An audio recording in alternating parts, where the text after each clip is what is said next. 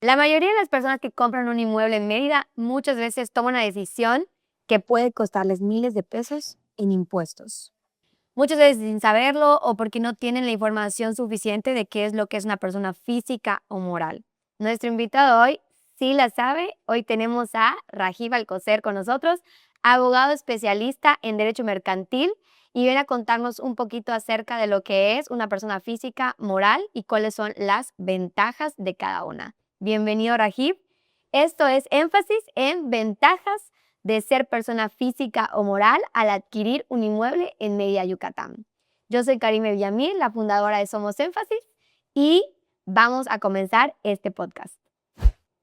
Bueno, pues bienvenido, Rajiv, ¿cómo estás? Cuéntanos hoy qué estás haciendo aquí y por qué es importante que conozcamos tu experiencia. Antes que nada, Karime, gracias por invitarme. La verdad es que estoy muy contento que hayas creado este espacio para que nos puedas recibir y te podamos dar un poquito de información para tus clientes. Creo que es importante que entiendan la diferencia entre las formas que tenemos de adquirir bienes inmuebles.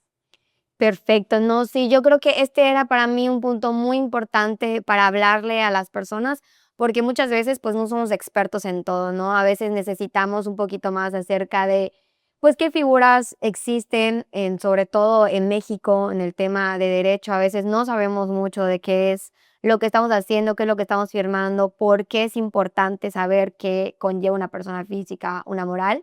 Y bueno, realmente quiero que tú nos expliques la diferencia entre cada una de ellas y que sea de una manera como si nunca en la vida lo hubiéramos escuchado. ¿Qué es una persona física y qué es una persona moral? Yo creo que la forma más fácil de explicar la diferencia entre una persona física y una persona moral es que la persona física es nosotros, tal cual. Es la persona que nació, la persona que tiene derechos por nacimiento, el ser mexicano que existe, que lleva un proceso de crecimiento.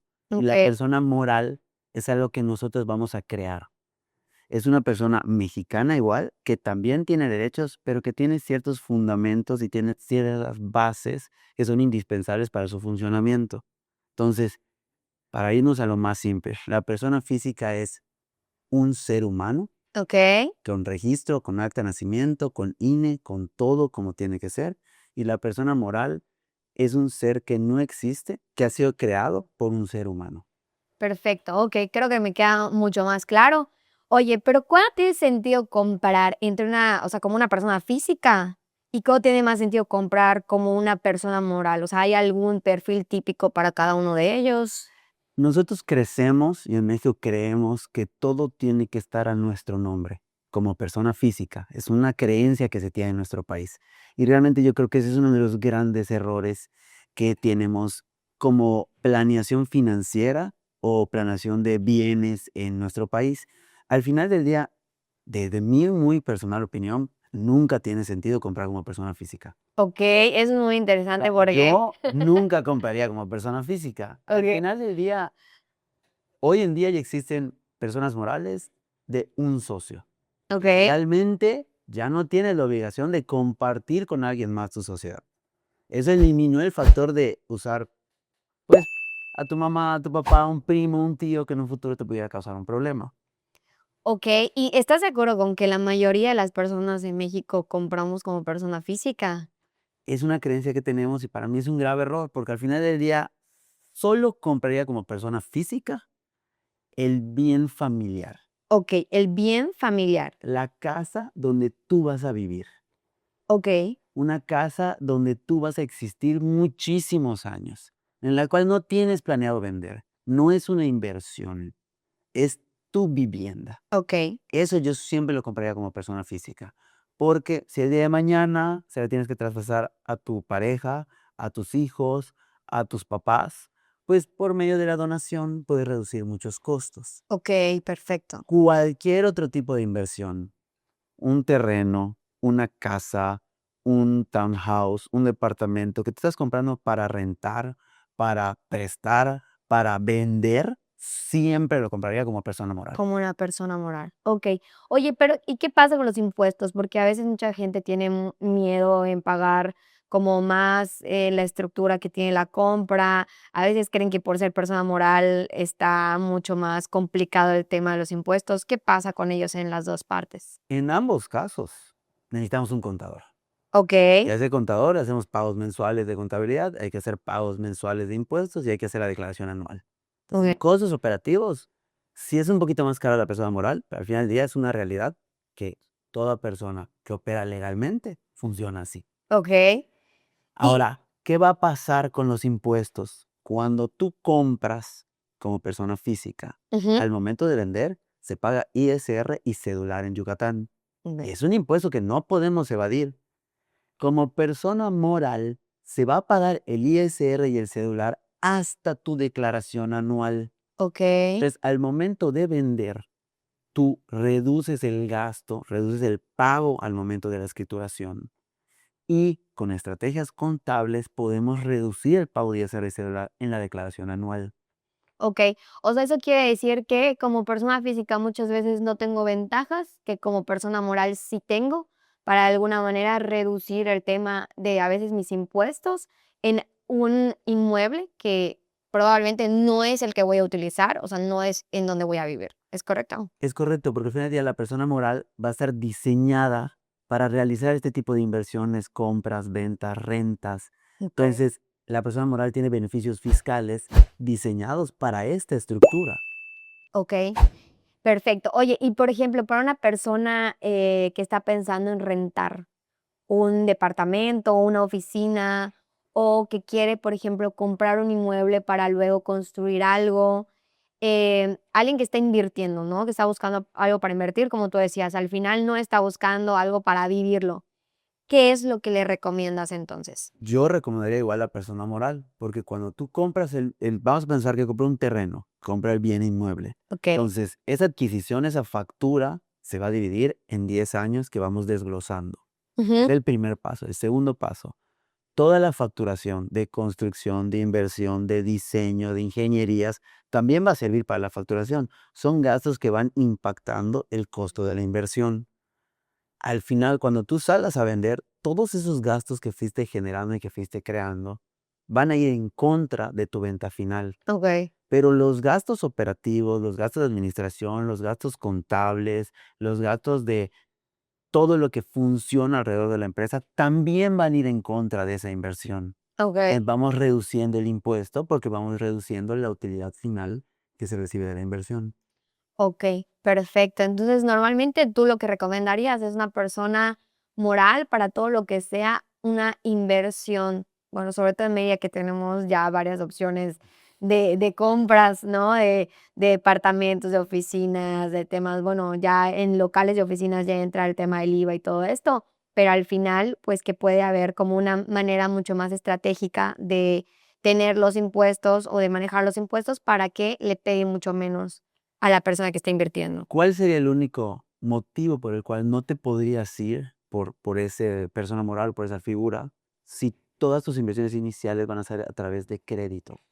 Porque Okey. para que una persona moral Ujú, de es un ese punto muy giro, importante. le den un crédito tan grande, tiene que tener mucho historial o tiene Okey, que tener un aval, que en este caso no sería un aval, sería una hipoteca. okey. Entonces, ahí es donde entran las personas físicas. Pero realmente, si traes una planeación financiera y tú estás pensando hacer una estructura de inversión, Ujú, de inicio, la inversión no va a ser tan grande, porque muchas veces vamos a buscar que el termo sea una aportación o vamos a buscar que las facturas se vayan pagando desde terceros. Por ejemplo, nosotros podemos pedirle al socio que pague una factura en nombre de la empresa buscando iniciar con el proyecto, pero que la factura sí esté a nombre de la empresa. okey, okey. Oye, y eso me lleva a la siguiente pregunta, que es, yo creo que una de las cosas más importantes que lo queremos saber, ¿no? ¿Qué es lo más costoso que has visto que alguien haga por no asesorarse bien en este tema? Bueno, yo creo que me tocó ver una operación donde tuvo que pagar el comprador ISR por adquisición. Ujú, Fue una locura lo que se pagó. Estamos hablando de un predio que costó 1 millón de pesos y se pagó 400,000 pesos de ISR por adquisición. okey. Se pagaron casi 350,000 Mm, pesos de ISR y cedular, más los costos de escrituración, porque gracias a los avalúos de Yucatán, ujú. el predio se compró en 1 millón, tardaron en escriturarlo y se fue a 3 millones el avalúo. Entonces la escritura terminó costando otro 1.000.000 de pesos. Dios santo. Entonces, yo creo que ese es uno de los errores más grandes que he visto.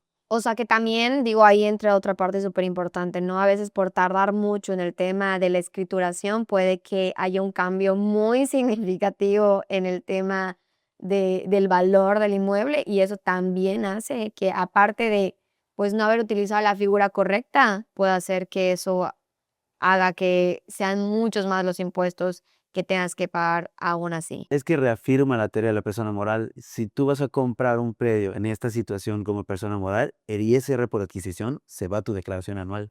Okey, O sea, si hubieran vendido y comprado personas morales, desaparecíamos todos esos 750.000 pesos en impuestos. No desaparecen, los trasladamos a otra zona, que es la declaración anual, pero con los datos operativos muchas veces terminas comiendo mucho de ese impuesto que se ha generado. Pero claro. también es importante entender que, por ejemplo, ahorita las preventas. Ujú, Cuando nosotros compramos en preventa, te lo están diciendo, hoy vale esto, pero cuando terminemos va a valer tanto. claro, Hay que ser conscientes que de el eso. precio del avalúo y de la escrituración no va a ser el mismo hoy que cuando llegue el momento del pago final. Claro, sí, que, o sea, imagínate pagar 750,000 pesos en una operación así, o sea, yo creo que le dio algo. O sea, te da algo porque tú dijiste, yo compré una ganga. Al final Claro, del día el precio vale no más de fue 3 tan millones ganga. de pesos, entonces tampoco te va mal. Claro, bueno, pero tampoco fue tan gangas, porque el haber hecho las cosas bien hubiera hecho que fuera mucho más ganga la operación que tuviste, ¿no? O sea, al final yo creo que también son decisiones que vamos tomando en, como tú dices, al final para estructurar bien las cosas, y si no tomas la decisión correcta, pues eso puede afectar que sea más ganga o no, ¿no? Y el ejemplo más claro es con nuestros propios papás. O sea, bueno, mi papá tiene 57 años, entonces él toda su vida compró todas las cosas a su nombre. A su nombre, persona física, como Hace la gran 3 mayoría de 4 nosotros. años yo le empecé a enseñar, le empecé a mostrar, él es abogado, él Okey. no se dedica a esto, pero él es abogado. Le mostré cómo yo compraba y vendía, y él no entendía por qué mis escrituras salían tan económicas. Claro. Cuando le mostré la estructura y le expliqué que la inversión inicial era como de 22.000 pesos, 23.000 pesos para poder hacer esta estructura, me dijo, no, pues yo quiero. Entonces él se adhiere a mí y Ujú. después de eso, lo que Mm. él ha adquirido se ha puesto dentro de una sociedad donde él tiene el control Claro. y al final del día él es el dueño. Entonces, no está tu nombre. Cuando tú cheques en el INSEJUPI no va a salir Karime Villamil, Ujú. Pero tú sabes que pero esa empresa que sale como titular, que énfasis es tuya claro, y las decisiones son tuyas. claro. Entonces, ¿qué más control quieres? Sí, totalmente.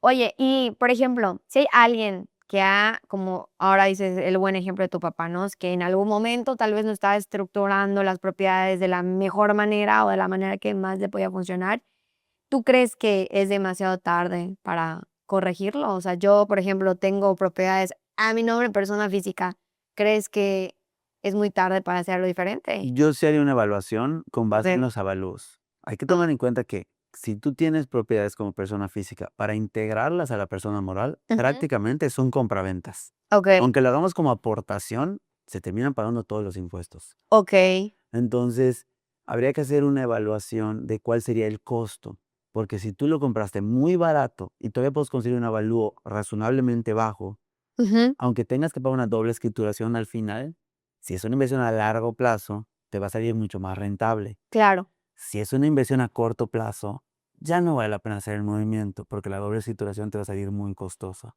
Okey.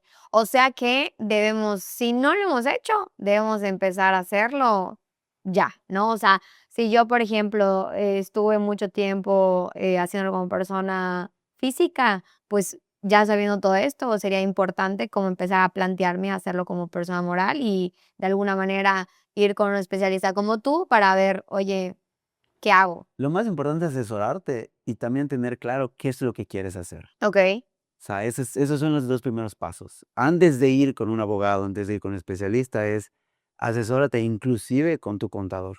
okey. Porque si tu contador está trabajando en una estrategia como persona física, pudiera ser que ella está teniendo una planeación. Ujú, Y la segunda es tomar una decisión.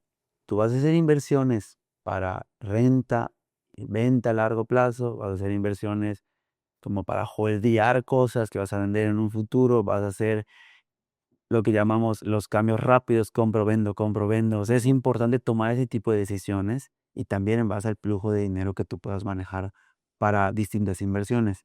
Considero que si vas a comprar un predio de por lo menos 800,000 pesos, 1,000,000 de pesos, los 20,000 pesos de la persona moral no se vuelven significativos. Güey, Que lo que te va a costar al final vender ese predio en ISR y en cédula realmente es mucho más que lo que vas claro, a hacer en la inversión inicial. Claro, todo depende de cómo vas a comprar. Si vas a exacto. comprar a través de una hipoteca, a través de un préstamo personal, pues va a chocar esta estructura. Entonces vas a tener la empresa asentada, todo Ujú. a tu nombre, y al final del mundo vas a No estar va a pagando funcionar. impuestos y doble contador. Por eso tienes que tomar decisiones personales de Claro. hacia dónde te quieres dirigir. Oye, ¿y como cuánto cuesta hacer una persona moral? Una persona moral, estándar, base, está rondando los 20,000 pesos. Okey. O sea, no es realmente tan caro si tomamos en cuenta todo lo que Los podemos. beneficios fiscales a largo plazo. Okey. Ahora, yo siempre les sugiero, si ustedes ya tienen un contador con el que quieran trabajar, pregúntenle cuánto costaría que tramite el RFC La Fiel y los Ujú. acompañe en la apertura de cuentas de bancos, Excelente. porque también es un gasto inicial que hay que tomar en cuenta. Normalmente ronda como los 8,000 pesos los tres movimientos. Okey, entonces estamos hablando aproximadamente de 20,000 pesos en hacer una persona moral, que es Exactamente. súper importante también saberlo porque muchas veces, pues, tomar eso en cuenta para poder hacer las cosas bien y presupuestar todo lo que va a ser la estrategia, ¿no? O sea, cuánto me va a costar, qué beneficios me va a dar, para que yo sepa si realmente también, bueno, uno, está entre mis posibilidades y 2, pues, si no está, ¿cómo le voy a hacer para que esté en mis posibilidades, no? Oye, ya, como pregunta final, ¿cuál es el primer paso concreto para tomar una decisión bien guiada en el aspecto de entender y poder decidir el tema de la persona física o moral? O sea, ya nos hablaste un poco, sé que un poco también ya como que creo que ya sabríamos un poco la respuesta, pero para las personas que nos ven, que nos escuchan, ¿qué es lo que tú consideras importante que se tienen que llevar hoy para que en el momento de tener que tomar una decisión así, sepan qué hacer? Para mí, el primero es sabiendo qué vas a comprar, ¿Ok? si va a ser con recurso propio o no. Ok, que Eso es, ahí eso es, decide muchas cosas. eso decide muchas cosas. Okey, Si vamos a tener financiamiento por parte de la inmobiliaria o de la desarrolladora, perfectamente bien, podemos tener el tiempo de planeación de una persona moral okey. y hoy comprar como persona física en la preventa Ujú. y avisar que va a tener escrituras de persona moral y tener el tiempo para desarrollar esta estrategia. Okey, Para mí esa es la primera decisión. Si no sabemos qué vamos a comprar, hoy decimos, tengo este presupuesto, este capital, ¿qué voy a hacer? No lo he decidido, no lo sé, no he visto nada. Para mí sí sería un acercarme a un abogado y un contador y empezar a trabajar en la persona moral. okey, las 2 figuras, un La- abogado y un contador para que entre ellos puedan hacer una estrategia en conjunto que les pueda ayudar. Siempre tenemos a la mano un contador de confianza y un abogado de confianza y podemos platicar con ellos y Okey, podemos escuchar sus opiniones. claro, Los contadores hoy en día están mucho más abiertos a trabajar con personas morales este tipo de estrategias. perfecto. Bueno, entonces, pues, ya yo creo que ya nos podemos ir un poquito más, listos con toda la información. Es muy importante saber, pues, estas 2 figuras, que normalmente, pues, se tienen que utilizar en el tema de los inmuebles. Realmente creo que muchas veces como que nos vamos con lo primerito que nos dicen, ¿no? Cómo adquirir un inmueble, normalmente es con una figura que es la persona física, pero indagar, hablar con las personas especialistas, poder hacer una estrategia nos puede ayudar muchísimo a tener un resultado diferente. Como decíamos hace rato, como la ganga o la medio ganga que podemos tener. Entonces, pues los invitamos también a acercarse a eso. Te agradecemos mucho, Rajiv, por estar aquí con nosotros compartiendo tus conocimientos. También que sepan que en algún momento, si lo necesitan, pues él es un especialista en esto. Y bueno, te agradecemos mucho que estés acá. Esto fue énfasis en las ventajas de persona física o moral al adquirir un inmueble en Mérida. Yo soy Karime Villamil y si no nos sigues en redes sociales, nos puedes empezar a seguir en todas nuestras redes, tanto Facebook, Instagram, TikTok, YouTube, cómo somos énfasis y pues te agradecemos muchísimo que estés aquí hoy, Ray. Gracias a ti, Karime, por invitarme. Nos vemos pronto.